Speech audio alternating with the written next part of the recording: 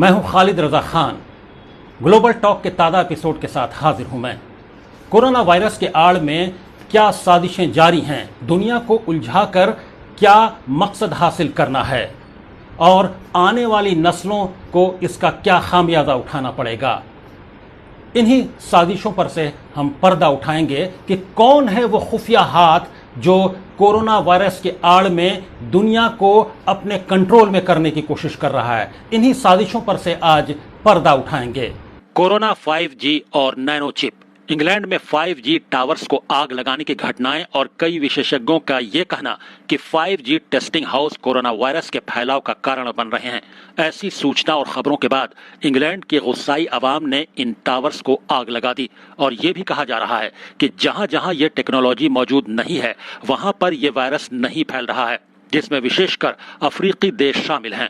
इस खबर के सामने आने के बाद एक खोज पैदा हुई कि क्या सचमुच दुनिया में कुछ ऐसा होने जा रहा है। तो अर्थव्यवस्था और राजनीति से संबंधित दुनिया के सबसे बड़े मैगजीन द इकोनॉमिस्ट की एक रिपोर्ट ने सभी हसास संवेदनशील बुद्धिजीवियों को चौंका कर रख दिया।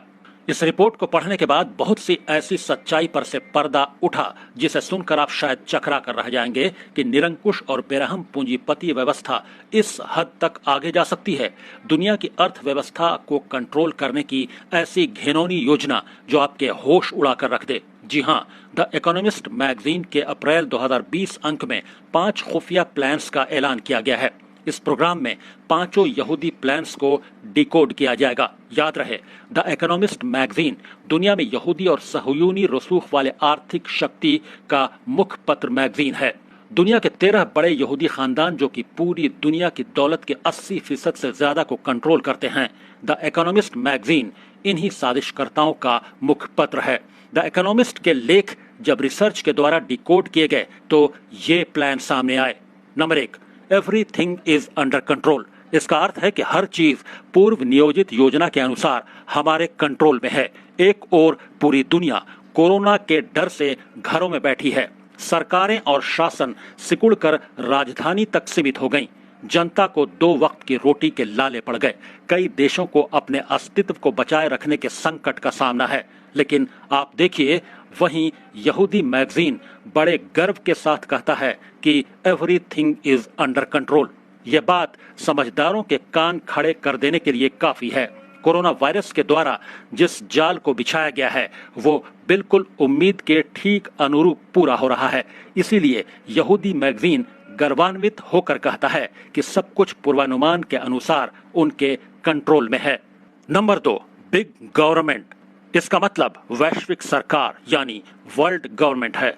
इस बड़ी सरकार को यहूदी विद्वान वृद्धों और उनके पुरखों के गुप्त दस्तावेज द इल्यूमिनाती प्रोटोकॉल्स में सुपर गवर्नमेंट के नाम से बार बार संबोधित किया गया है।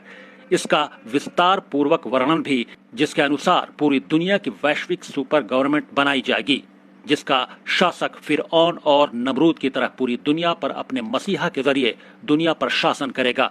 यहाँ ये बताना भी जरूरी है कि इनकी वैश्विक सरकार बन चुकी है और ये संयुक्त राष्ट्र संघ यानी यूएनओ है। सिर्फ इसका ऐलान नहीं किया गया है। इनकी योजना ये है कि भविष्य में किसी भी समय दुनिया में क्राइसिस पैदा करके संयुक्त राष्ट्र संघ को एक वैश्विक सुपर सरकार में परिवर्तित कर दिया जाएगा।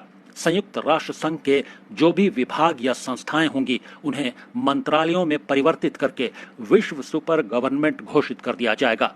इस सरकार की बागडोर यहूदी वंश के किसी ऐसे व्यक्ति के हाथ में दे दिया जाएगा जो दज्जाल के लिए हैकल सुलेमानी का निर्माण करेगा। यहूदियों को छोड़कर पूरी दुनिया की नस्लों और राष्ट्रों को अपना गुलाम बना लेगा। वर्तमान समय में आते हैं। ब्रिटिश पूर्व प्रधानमंत्रियों से लेकर कई बड़े नेताओं ने अब खुलकर कहना शुरू कर दिया है कि एक विश्व सरकार बननी चाहिए। यह सब उसी विश्व सुपर सरकार बनाने का रास्ता हमवार कर रहे हैं। अगर संयुक्त राष्ट्र संघ का कोई ऐसा शासक बन जाए जो वैक्सीन देने का ऐलान कर दे तो दुनिया का कौन सा देश होगा जो उसके शासन को स्वीकार न करे। Number 3, liberty. लिबर्टी का मतलब है आजादी। यहाँ आजादी का अभिप्राय दुनिया को जो आजादी हासिल है उसका कंट्रोल उस खुफिया हाथ के पास है। The year without a winter. इसको अगर डिकोड करें तो इसका मतलब होगा कि इस साल दुनिया को जाड़े का मौसम घरों में कैद रहकर गुजारना पड़ सकता है। याद रहे, अब से 2 महीने पहले ही अप्रैल में ही इन्होंने ऐलान कर दिया था कि इस साल विंटर सीजन नहीं होगा, यानी दुनिया विंटर सीजन का लुत्फ और आनंद नहीं ले सकेगी। यहाँ ये बताना भी जरूरी है कि कोरोना वायरस पर बनी फिल्म कॉन्टेजियन में भी एक डायलॉग बिल्कुल ऐसा ही सुनने को मिलता है। एक लड़की वैक्सीन के न होने पर उकताते हुए कहती है कि इस साल मेरा विंटर सीजन बर्बाद हो जाएगा क्योंकि मुझे घर में कैद रहकर गुजारना होगा। द इकोनॉमिस्ट मैगजीन कॉन्टेजियन फिल्म और वर्तमान स्थिति का आपस में बहुत गहरा संबंध है। अगर हालात उस फिल्म जैसे ही चलते हैं तो फिर आपको वक्त से पहले ही सावधान रहकर तैयारी करनी होगी। बिगड़े हुए हालात और बेतहाशा मरीजों की बढ़ती हुई तादाद की वजह से अगर लॉकडाउन फिर से किसी न किसी रूप में कुछ महीनों के लिए बढ़ता है या सख्त किया जाता है तो हर देश के पास खाने पीने के सामान की दिक्कत और कमी हो जाएगी। डाके पड़ना शुरू हो जाएंगे। इस बार लोग पैसे नहीं बल्कि रोटी और राशन छीनने के लिए एक दूसरे पर बंदूक चलाएंगे। इस फिल्म में बिल्कुल ऐसे ही सीन देखने को मिलते हैं। कुछ और वजूहात और कारण भी हैं जिन पर से द इकोनॉमिस्ट मैगजीन ने अभी पर्दा नहीं उठाया है। शायद आने वाले किसी महीने के अंक में जाहिर कर दें। हम आपको पहले ही सावधान कर देते हैं कि पहला प्रोजेक्ट 5G है। सबसे पहले 5G इंस्टॉलेशन है जो लॉकडाउन के दौरान दुनिया के ज्यादातर देशों में चुपके से किए जा रहे हैं। अंतर्राष्ट्रीय मीडिया को इसकी रिपोर्टिंग से रोका गया है। कहीं भी आपको 5G के संबंध में कोई खबर नहीं मिलेगी। लंदन में पूर्ण लॉकडाउन के दौरान भी वहां 5G इंस्टॉलेशन के तकनीकी स्टाफ फिर भी दिन रात पोल्स पर टावर लगाने में व्यस्त हैं। भारत में भी एयरटेल, रिलायंस और कई कंपनियों के द्वारा 5G टावर्स लगाने की कोशिशें जारी हैं। यहां तक कि दुनिया की सबसे ऊंची चोटी माउंट एवरेस्ट के पास भी 5G टावर इंस्टॉल हो चुका है। ढेरों मोबाइल कंपनियों ने 5G मोबाइल भी बनाना और मार्केट में उतारने का ऐलान करके उसकी मार्केटिंग भी शुरू कर दी है। आखिर इस 5G का क्या रहस्य है, ये समझना भी बहुत जरूरी है। ये वास्तव में इंटरनेट स्पीड की अब तक की सबसे तेज रफ्तार है जो अगर किसी एरिया में लगा दी जाए तो उस पूरे एरिया को एक सुपर कंप्यूटर के द्वारा हर वक्त वीडियो पर देखा जा सकेगा। उस क्षेत्र का कोई ऐसा व्यक्ति नहीं बचेगा जिसकी जासूसी संभव न हो। मोबाइल से लेकर टीवी, फ्रिज, ऑटो पार्ट्स और घर के सभी सामानों में लगे छोटे खुफिया कैमरों के जरिए 24 घंटे हर व्यक्ति की जासूसी संभव हो जाएगी।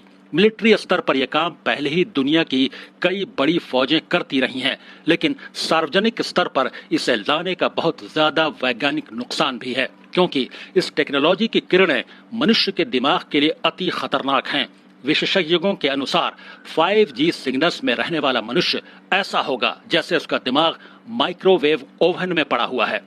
ये इंसान को विभिन्न प्रकार के दिमागी बीमारियों का शिकार कर देगा, लेकिन खुफिया हाथ को इसकी परवाह नहीं कि इंसानों के दिमाग पर क्या बीतती है। उन्हें तो सिर्फ पूरी दुनिया को डिजिटलाइज करना है और इस उद्देश्य के लिए लाखों इंसानों को मारना पड़ता है तो वो उससे भी नहीं चुकेंगे।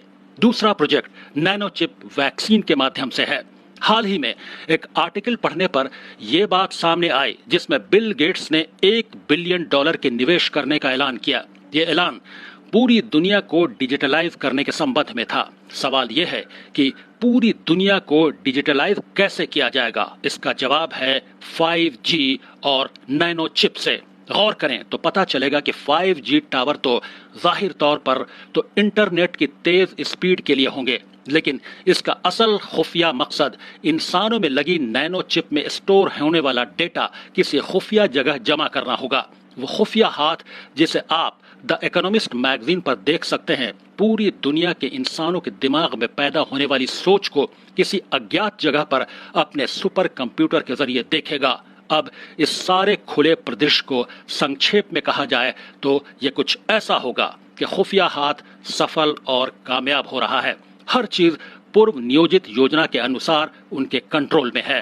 कोरोना वायरस से दुनिया को लॉकडाउन करवाकर वो अपनी योजना में कामयाब हो रहे हैं। साथ ही उन्होंने चुपके से 5G इंस्टॉलेशन शुरू कर दी है और बिल गेट्स ने नैनो चिप की शुरुआत के लिए संयुक्त राष्ट्र संघ यानी UNO से $1 बिलियन का समझौता भी कर लिया है। इस समझौते के तहत वैक्सीन बनेगी और उसी वैक्सीन के अंदर इतनी छोटी नैनो चिप होगी जो इंसान को माइक्रोस्कोप से ही नजर आ सकती है। वो दुनिया के हर इंसान को दी जाएगी। कॉन्टेंजेंट फिल्म में जो वैक्सीन सबको दी जाती है वो नाक में डाली जाती है और साथ ही एक डिजिटल कड़ा हाथ में पहना दिया जाता है, जिससे उनको किसी खुफिया जगह से मॉनिटर किया जा सकता है। कई विशेषज्ञों का कहना है कि कथित तौर पर बिल गेट्स भी संयुक्त राष्ट्र संघ को चलाने वाले खुफिया हाथ के साथ मिलकर ऐसी ही वैक्सीन बनाएंगे जो नाक या मुंह में डाली जाएगी और इसी के जरिए नैनो चिप भी हर इंसान के जिस्म में प्रवेश कर जाएगी। क्योंकि चिप अत्यधिक छोटी है और किसी भी वैक्सीन के जरिए शरीर में डाली जा सकती है, इसलिए किसी इंसान को ये पता ही नहीं चलेगा कि वो चिप ग्रस्त हो चुका है। अब सवाल ये भी है कि क्या दज्जाल की दुनिया बनने जा रही है? जो पहले से ही इस उपद्रव और फितना से सावधान होगा वो ही इससे बच पाएगा और दज्जाल के फितने से वो ही बचेंगे जो ईमान वाले और सीधे रास्ते पर होंगे। कुरान और हदीस में मुसलमानों की आस्था के मुताबिक इस बात का साफ इशारा मिलता है और तब ऐसे में ये बहुत जरूरी है कि अल्लाह और उसके रसूल के दिए गए पैगाम पर पूरी तरह अमल करें और दुनिया में होने वाली दज्जाली साजिशों का मुकाबला अपने ईमान और ज्ञान के जरिए करें। एक ऐसी व्यवस्था बनानी होगी जो इन सहूनी और दज्जाली ताकतों का मुकाबला कर सकेगा। इसे हासिल करने के लिए कुरानी समझ, सीरत तैयबा और ताकत ईमानी की जरूरत है। फिलहाल इस प्रोग्राम में इतना ही। ग्लोबल टॉक के अगले एपिसोड में कुछ और खबरों और उसके एनालिसिस के साथ हाजिर होंगे। तब तक के लिए इजाजत।